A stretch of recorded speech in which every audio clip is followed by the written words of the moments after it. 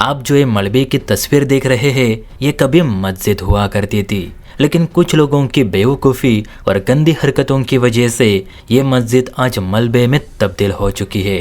जी हाँ दोस्तों, जिस मस्जिद को भगवान का नाम जप करने के लिए बनाई गई थी, उस मस्जिद से हथियारों और आतंकी प्लान्स को अंजाम दिया जा रहा था। सिवाय इसी मस्जिद का सहारा लेके सेना को मारने की धमकियां भी दी जा रही थी। यही कारण है कि सेना ने भी अच्छा सबक सिखाते हुए इस मस्जिद समेत उन आतंकियों को भी जमींदोस्त कर दिया। तो बहुत बड़ी खबर है, चलिए इसे विस्तार से समझने की कोशिश करते हैं। इसीलिए वीडियो में अंत तक जरूर बने रहिए। और हाँ, अभी तक आपने चैनल को सब्सक्राइब नहीं किया तो चैनल को सब्सक्राइब भी कर दीजिए। तो देखिए, बात हो रही है इजराइल और इजरायली डिफेंस फोर्स की, जिन्होंने हमास के आतंकियों को वो सबक सिखा दिया है कि वो जिंदगी भर इसे याद रखेंगे। और मैं तो कहूँगा कि इजराइल की पलटवार की ये स्टाइल भारत ने भी आजमानी चाहिए, ताकि हमारे जो निकम्मे पड़ोसी है वो सुधर जाए।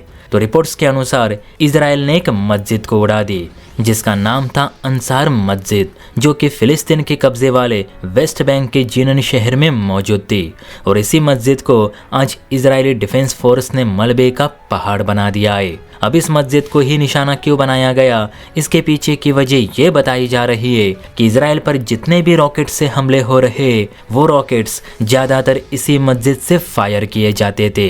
एक धार्मिक स्थल होने की वजह से कोई भी इस मस्जिद की तलाशी नहीं ले सका, और इसी बात का फायदा उठाकर हमास और हिजबुल्लाह के आतंकियों ने सैकड़ों रॉकेट्स इजराइल पर दागे। इतना ही नहीं तो इस मस्जिद को एक तरह का असला बारूद जमा करने का गोदाम की तरह इस्तेमाल की जा रही थी। इस मस्जिद में ना सिर्फ गोला बारूद था, बल्कि करोड़ों के ड्रग्स भी लाकर रखे गए थे।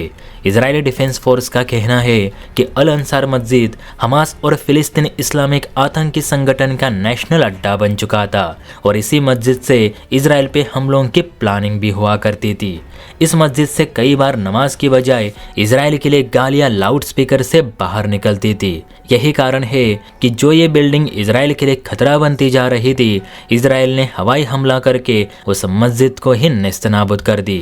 कहते हैं इजराइल ने फाइटर प्लेन से बम गिराकर इस मस्जिद को उड़ा दी, जिसमें करीब 45 लोग मारे जाने की खबर है, बल्कि मलबे से लाशें अभी भी निकाली जा रही है। जबकि हमास के आतंकियों में अब इजराइल के अगले हमले का डर भी सता रहा है।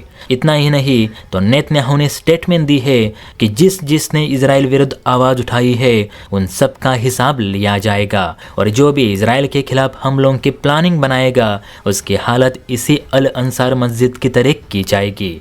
वैसे देखा जाए तो दोस्तों, इजराइल रैपिड एक्शन के लिए दुनिया भर में फेमस है। ये वो मुल्क है जो ना किसी से डरता है, ना ही यूएन जैसे मंचों के आगे झुकता है। यही कारण है कि इतना छोटा देश होने के बावजूद, चारों तरफ से दुश्मनों से घिरे होने के बावजूद, इजराइल आज भी सब पे भारी पड़ रहा है, क्योंकि इजराइल बोलने से ज़्यादा करके दिखाता है। तो दोस्तों, क्या आपको नहीं लगता कि भारत को भी इजरायली मॉडल अपनाना चाहिए? इस पर आपकी क्या राय है, नीचे कमेंट करके बता सकते हैं। और हाँ, वीडियो अच्छी लगी हो तो चैनल को लाइक एंड सब्सक्राइब भी ज़रूर करें। जय हिंद।